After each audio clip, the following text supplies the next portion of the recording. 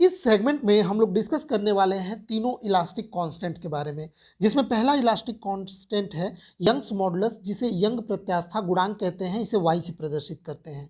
दूसरा elastic constant जो हम लोग पढ़ेंगे उसे हम लोग बल्क मॉडुलस कहते हैं, आयतन प्रत्यास्था गुणांक, इसे k से प्रदर्शित करते हैं। कुछ कुछ बुक में इसे b से भी प्रदर्शित किया गया है। जो तीसरा इलास्टिक कांस्टेंट है उसे मॉडुलस ऑफ रिजिडिटी या फिर शियर मॉडुलस कहते हैं, हिंदी में दृढ़ता गुणांक, इसे ईटा से प्रदर्शित करते हैं। ये तीनों इलास्टिक कांस्टेंट काफ़ी इंपॉर्टेंट है, पर थोड़ा सा हम लोग शुरू का बेसिक डिस्कस कर ले कि ये तीनों का जन्म कहाँ से हुआ है। देखिए, आप लोगों को पिछले लेक्चर्स में हमने समझाया था हुक्स लॉ में। हुक्स लॉ में क्या था कि जो स्ट्रेस जो होता है, स्ट्रेस यानी प्रतिबल, वो प्रोपोर्शनल होता है स्ट्रेन के। स्ट्रेन यानी विकृति।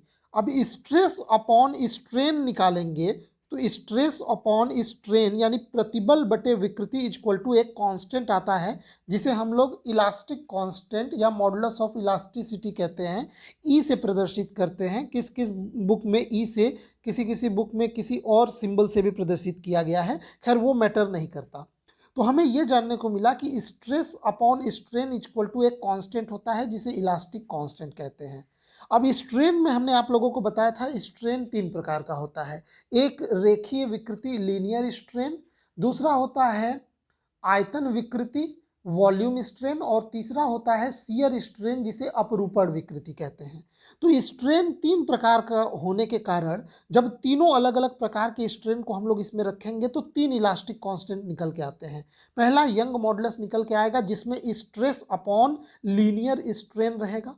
दूसरा आता है बल्क मॉडुलस के, जिसमें स्ट्रेस अपॉन जो स्ट्रेन होगा यहाँ पे वॉल्यूम स्ट्रेन होगा, ठीक है। तीसरा आता है मॉडुलस ऑफ रिजिडिटी ईटा, जिसमें स्ट्रेस अपॉन शियर स्ट्रेन होगा।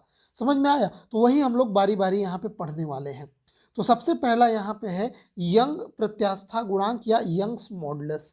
इसका पहले डेफिनेशन देख लेते हैं। डेफिनेशन क्या है? Within elastic limits the ratio of longitudinal stress to longitudinal strain is called Young's modulus which is denoted by Y. यानी प्रत्यास्थता सीमा के अंदर अनुदैर्ध्य प्रतिबल तथा अनुदैर्ध्य विकृति के अनुपात को यंग प्रत्यास्था गुणांक कहते हैं, ठीक है। यहाँ पे अनुदैर्ध्य विकृति को हम लोग रेखीय विकृति भी कहते हैं, ठीक है। तो यहाँ पे आप लोगों को, अच्छा, ये प्रत्यास्था की सीमा हमने आप लोगों को समझाया था पिछले लेक्चर में कि प्रत्यास्था की सीमा क्या होती है कि किसी भी मटेरियल के ऊपर हम जो बाह्य बल लगाएंगे तो वो बल का वो मैक्सिमम लिमिट जहाँ तक वो मटेरियल अपने प्रारंभिक अवस्था में आने की प्रवृत्ति रखता है, वहाँ तक के लिमिट को हम लोग प्रत्यास्था सीमा कहते हैं। अगर प्रत्यास्था सीमा से ज़्यादा हम बल बढ़ा देंगे तो वो मटेरियल हमेशा के लिए विकृत हो जाएगा, कभी अपने प्रारंभिक अवस्था में नहीं लौट पाएगा, ठीक। तो उसे हम लोग इलास्टिक लिमिट कहते हैं। पिछले लेक्चर में हमने अच्छे से पढ़ा था। तो जो भी ये डेफिनेशंस हैं, चाहे हुक्स लॉ हुआ, चाहे जितने भी मॉडुलस हम लोग डिफाइन करेंगे, ये सब इलास्टिक लिमिट के अंदर लिए जाते हैं, ठीक है। यहाँ पे ये एक आपको डायग्राम दिखाई दे रहा है। यहाँ पे एक ये वायर यानी एक तार बना हुआ है। मान लेते हैं इस वायर का इनिशियल लेंथ जो है वो L है। अब इस वायर को यहाँ एक रिजिड सपोर्ट से लटका के इसमें इसके लेंथ के अनुदिश, ध्यान रहे, तार के लंबाई के अनुदिश जो हम लोग बल लगा रहे हैं, उस बल के कारण इस तार के लंबाई में मान लीजिए डेल्टा L की वृद्धि हो जाती है। तो अब चूंकि ये जो बल है ये इसके लंबाई के अनुदिश लगाया गया है, तो इसके कारण जो इसमें स्ट्रेस पैदा होगा उसे हम लॉन्गिट्यूडनल स्ट्रेस बोलेंगे। समझ में आया ना? याद रखिएगा, अगर बल लंबाई के अनुदिश लगाया जाए और लंबाई के अनुदिश जो बल लगाया जा रहा है उसी के दिशा में अगर लेंथ में परिवर्तन हो तो उसे हम लोग लॉन्गिट्यूडनल स्ट्रेस बोलेंगे यहाँ पे। तो यहाँ पे F क्या है? F है जो हमने बल अप्लाई किया है, फोर्स अप्लाइड। L क्या है? लेंथ ऑफ वायर यानी तार की लंबाई। A है इस तार का क्रॉस सेक्शनल एरिया यानी अनुप्रस्थ काट का क्षेत्रफल। जैसे अगर तार अगर सर्कुलर क्रॉस सेक्शन का हो और उस तार का रेडियस r हो तो उसका cross sectional area pi r square हो जाएगा। डेल्टा L क्या है? एक्सटेंशन इन लेंथ यानी लंबाई में होने वाला वृद्धि। तो अब हम लोग यहाँ पे लॉन्गिट्यूडनल स्ट्रेस निकालते हैं। लॉन्गिट्यूडनल स्ट्रेस यानी अनुदैर्ध्य प्रतिबल equal to force by area F by A। याद रखिएगा लॉन्गिट्यूडनल, और एक और इसमें आएगा पॉइजन्स रेशियो में वो मैं आप लोगों को बताऊंगा, लेटरल आता है। पहले फिलहाल यहाँ पे ध्यान दीजिए। अब हम लोग निकालेंगे लॉन्गिट्यूडनल स्ट्रेन यानी अनुदैर्ध्य विकृति। तो वो होता है लंबाई में परिवर्तन, यानी बल लगाने पे, स्ट्रेस लगाने पे कितना लेंथ यहाँ पे बढ़ा, तो डेल्टा एल बाई एल। इसे हम लोग लीनियर स्ट्रेन यानी रेखीय विकृति भी कहते हैं। देखिए यहाँ पे अगर बल के दिशा में ही, ध्यान से सुनिएगा, अगर लगाए गए बल के दिशा में ही तार के लंबाई में चेंज होता है तो जो विकृति यानी जो स्ट्रेन पैदा होगा उसे हम लोग लॉन्गिट्यूडनल स्ट्रेन बोलते हैं। जबकि लगाए गए बल के दिशा के परपेंडिकुलर यानी लंबवत डायरेक्शन में जो लेंथ में चेंज होता है उसे हम लोग लेटरल स्ट्रेन बोलते हैं। ठीक, इसका यूज होगा पॉइजन्स रेशियो में, वो भी आगे पढ़ाएंगे। जैसे आप जरा सोचिए, इस तार के ऊपर अगर मैं ये बल लगा रहा हूँ और ये तार की लंबाई इसके दिशा में डेल्टा एल बढ़ गया, तो आपको पता है अगर तार की लंबाई बढ़ेगी तो तार की मोटाई कम भी तो होगी। लंबाई अगर उसका स्ट्रेच होगा तो उसकी मोटाई कम होगी। तो बल के ही डायरेक्शन में जो लेंथ में चेंज होगा तो उसके कारण जो विकृति यानी स्ट्रेन आएगा उसे हम लोग लॉन्गिट्यूडनल स्ट्रेन बोलेंगे। जबकि इस लगाए गए फोर्स के परपेंडिकुलर डायरेक्शन में ये जो तार के मोटाई में कमी होगा तो वहां पे जो स्ट्रेन पैदा होगा, जो विकृति पैदा होगा, उसे हम लोग लेटरल स्ट्रेन बोलेंगे। ठीक है, या ट्रांसवर्स स्ट्रेन बोलेंगे, क्योंकि यहाँ पे बल के डायरेक्शन के परपेंडिकुलर डायरेक्शन में वहां चेंज होगा। खैर यहाँ पे हम लोग इसके मोटाई में होने वाले परिवर्तन को नेग्लिजिबल मानेंगे, तो उसको अभी आप लोग फिलहाल यहाँ पे ध्यान मत दीजिए। तो देखिए ये हमारा अनुदैर्ध्य विकृति आ गया। अब हम लोग young modulus y equal to define करेंगे, जो कि होता है longitudinal stress upon longitudinal strain. इन वैल्यूज को रख दीजिए और यहाँ पे ये यंग मॉडुलस का फॉर्मूला आ गया। क्लियर, आगे बढ़ते हैं हम लोग। एक चीज और यहाँ पे आप लोगों से पूछना था कि ये जो यंग मॉडुलस आया है इसका डायमेंशन एंड इसका यूनिट क्या होगा। ठीक है, ये जो मॉडुलस इलास्टिक, हालांकि इनको कांस्टेंट्स बोला जाता है, इलास्टिक कांस्टेंट्स बोला जाता है, लेकिन इनका यूनिट भी होता है और डायमेंशन भी होता है इसका। जैसे ये लेंथ से लेंथ वाला सेगमेंट कट जाएगा, फोर्स बाई एरिया। तो फोर्स बाई एरिया आप लोग जानते हैं प्रेशर का डायमेंशन होता है, यानी प्रेशर यानी दाब। तो जो दाब का यूनिट होता है न्यूटन पर मीटर स्क्वायर, और जो उसका डायमेंशन होता है सेम ये यंग मॉडुलस वाई का भी होगा। ठीक है, दूसरा है बल्क मॉडुलस यानी आयतन प्रत्यास्थता गुणांक। यहाँ पे इसका हम लोग डेफिनेशन देख लेते हैं। हाँ, एक चीज़ याद रखिएगा, यंग मॉडुलस का और बल्क मॉडुलस इन दोनों का यूनिट होता है।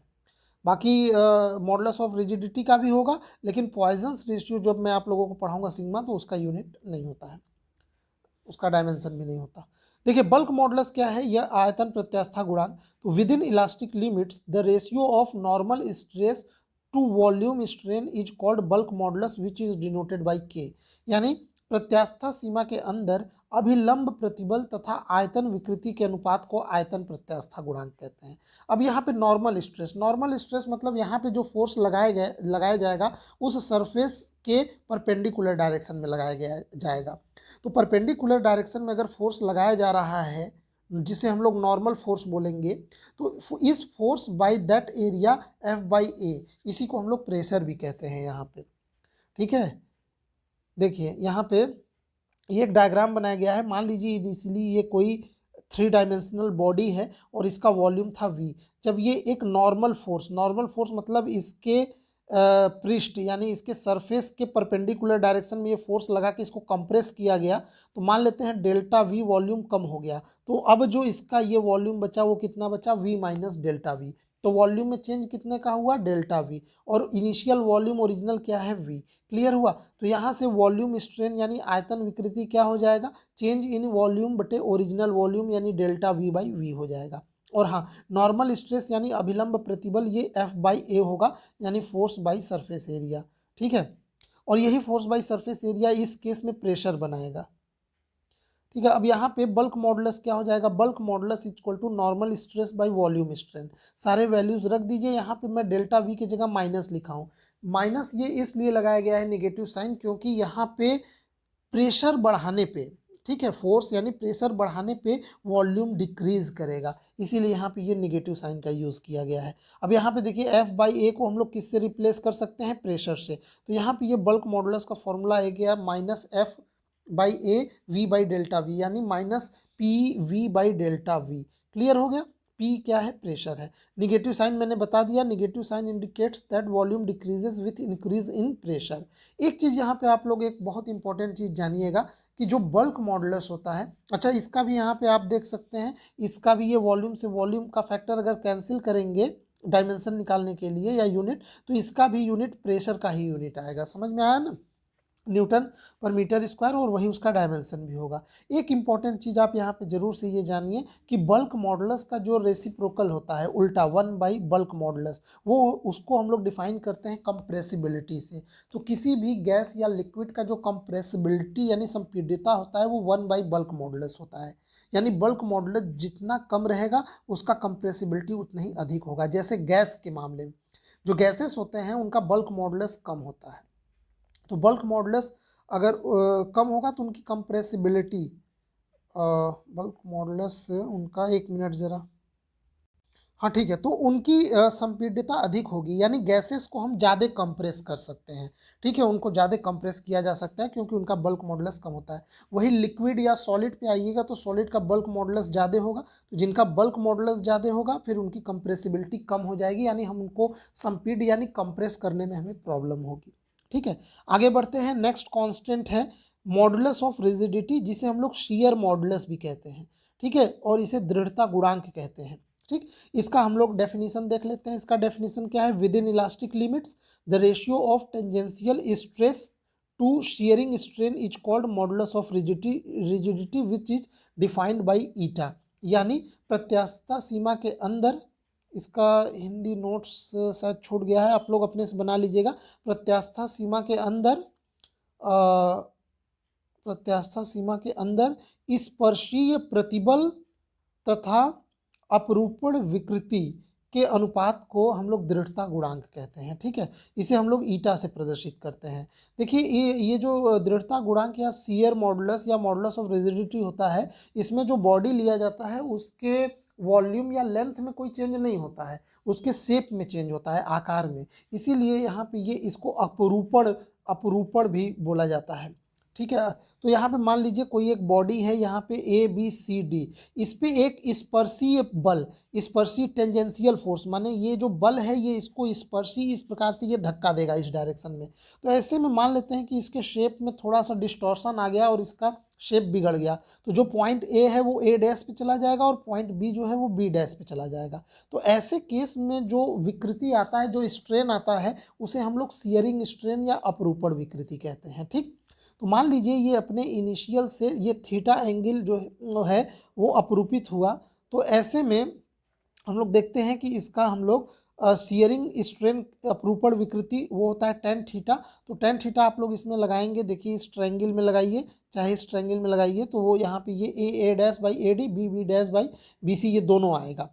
अब मान लेते हैं कि अगर थीटा बहुत ही स्मॉल हो, थीटा बहुत ही स्मॉल हो, तो tan थीटा ये अप्रॉक्सीमेटली थीटा के बराबर हो जाएगा, तो ये इसकी इतनी वैल्यू आ जाएगी। हाँ, एक चीज़ और, यहाँ पे जो शियरिंग या टेंजेंशियल स्ट्रेस, जिसे अपरूपण या स्पर्शीय प्रतिबल, या तो अपरूपण प्रतिबल कहिए या स्पर्शीय प्रतिबल, वो क्या हो जाएगा, फोर्स बाई एरिया। तो अब हम लोग इसको कैसे डिफाइन करेंगे कि जो मॉडुलस ऑफ रिजिडिटी ईटा है वो होता है शियरिंग यानी टेंजेंशियल स्ट्रेस बटे शियरिंग स्ट्रेन। तो इसकी वैल्यू रख देंगे, तो यहाँ से ये ईटा का यहाँ पे मान आ जाएगा। क्लियर हुआ, ये ईटा का भी यूनिट वही आएगा जो वाई और के का था, यानी यंग मॉडुलस और बल्क मॉडुलस का था। क्यों, क्योंकि थीटा ये यहाँ पे इसका तो कोई डायमेंशन होगा नहीं, तो बचा F/A ही प्रेशर होता है, यानी यहाँ प्रेशर का यूनिट न्यूटन पर मीटर स्क्वायर ही होगा। ठीक है, तो ये तीनों कांस्टेंट हम लोगों ने यहाँ पे पढ़ा। ये तीनों कांस्टेंट बहुत ही इंपॉर्टेंट हैं, इनके बीच में कुछ रिलेशंस भी होते हैं, वो हम लोग नेक्स्ट टर्न पे पढ़ेंगे। इसके अलावा एक और कांस्टेंट आता है पॉइजन्स रेशियो, हालांकि इसको भी इसी कांस्टेंट के कैटेगरी में रखते हैं, लेकिन ये थोड़ा सा अलग होता है। पॉइजन्स रेशियो डायमेंशन लेस और यूनिट लेस क्वांटिटी होता है, इसको हम लोग नेक्स्ट टर्न पे डिफाइन करेंगे। ये चारों कांस्टेंट यानी वाई, बल्क मॉडुलस, के, मॉडुलस ऑफ रिजिडिटी ईटा, और ये सिग्मा यानी पॉइजन्स रेशियो, ये चारों हम लोग डिस्कस कर लेंगे। तो इनके बीच में रिलेशन पढ़ेंगे, वही रिलेशन सबसे ज़्यादा इंपॉर्टेंट है और एग्जाम में बहुत बार पूछा जाता है। क्लियर हो गया ना, तो आई होप आप लोग को इसमें इस सेगमेंट में कोई समस्या नहीं होगी, समझ में आ गया होगा। पिछले लेक्चर्स के लिए आप लोग हमारे चैनल के प्लेलिस्ट में जाके वहाँ चेक कर सकते हैं, वहाँ पे यूनिट वाइज पूरा प्लेलिस्ट बना हुआ है। जैसे ये यूनिट नंबर 6 कवर कर रहे हैं हम लोग, तो वहाँ BSc first semester physics unit 6 notes के नाम से आपको वहाँ पे प्लेलिस्ट मिल जाएगा। अगर आपको प्लेलिस्ट में जाके खोजने में प्रॉब्लम होता है तो इसी वीडियो के डिस्क्रिप्शन बॉक्स में चले जाइए, वहाँ पे जो बीएससी फर्स्ट सेमेस्टर का कोर्स में टोटल 8 यूनिट होते हैं, सभी यूनिट का वहाँ पे लिंक दिया हुआ है प्लेलिस्ट का, सभी यूनिट के प्लेलिस्ट का। वहाँ से आप लोग जाके उस पूरे कोर्स को एकदम फ्री देख सकते हैं, ठीक है। और जो लोग नोट्स चाहते हैं उसका भी लिंक वहाँ पे मिल जाएंगे, ठीक है। तो इस सेगमेंट में बस इतना ही। वीडियो देखने के लिए आपका बहुत बहुत धन्यवाद।